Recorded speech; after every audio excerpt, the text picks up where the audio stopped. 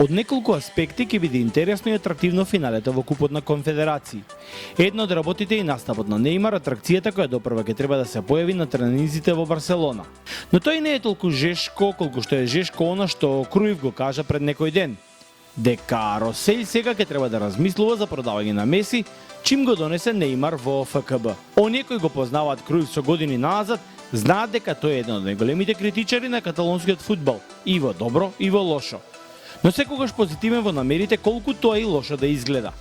Тоа е човекот кој ја создаде кантерата онака каква е денес со своите рекордни 32 деца, што ги има внесено во првиот тим. За секогаш ќе биде на врвот на листата на која, на пример, сега Тито воопшто и не е забележан. Но каде е проблемот меѓу Меси и оно што доаѓа? Зошто Меси како да паѓа помалку и во сенка на новата сила во клубот? Зошто Крујф ја даде оваа изјава која е реално далеко од вистината? Прво Крујф мислеше токму иронично. Како ли сега ќе бидат координирани двете звезди во тимот? Но тој нема да е толку тешко ако и самиот тој не ја знае всушност позадината. А таа е толку позамрсена колку што јавноста не познава и голем дел од медиумите надвор од Шпанија исто така што не знаат.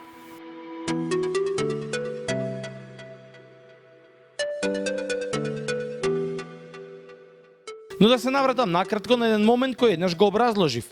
Секој председател на клуб си носи проект за реализација.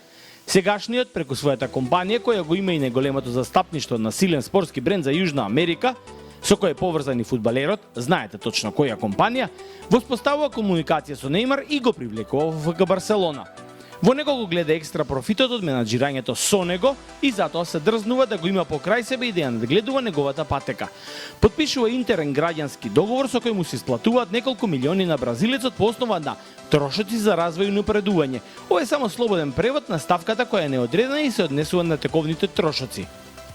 Тоа е еден затворен интерен круг на земање и на враќање евентуално на пари во понатамошниот тек од дружбата.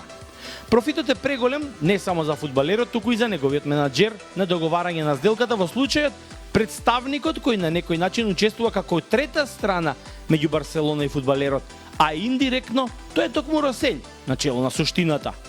Сделката профункционирува и бразилецот е веќе во Барселона. И сега што понатаму? Од една страна ги имаме Nike со Нејмар, од друга страна го имаме Меси со Адидас. Nike е заштитник и еден од спонзорите на ФК Барселона. Адидас не е. Nike е промотори на бразилската репрезентација. Адидас не е. Nike е еден дел од главната промоција на светското првенство во Бразил, со Нејмар како главен лик, а Адидас и Меси не се.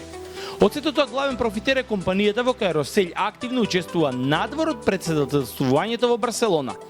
Нејмар и Nike на Росель и неговата поширока фамилија му носат личен профит, а Меси и Адидас не.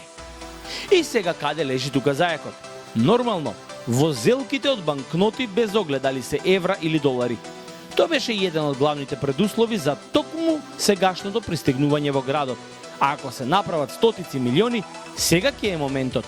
Но не стотици милиони за Барселона, туку за акционерите и собствениците во компаниите кои ќе располагаат со името Нејмар и неговиот спортски бренд, а не Меси и Адидас. А тоа во моментов туку што ви го објаснив кој е. Дали сега може да биде појасно во претпоставките кому ќе му биде понаклонет претседателскиот борд во сезоната која следува во еден од најголемите брендови и фудбалски имиња на планетава. Тука ќе започнат веројатно и проблемите за кои пред некој ден спомена Крујф, но не сакаше да биде потранспарентен, бидејќи времето треба да ја тргне завесата со која се прикриваат нештата, а тоа и ќе покаже кој и колку бил во право.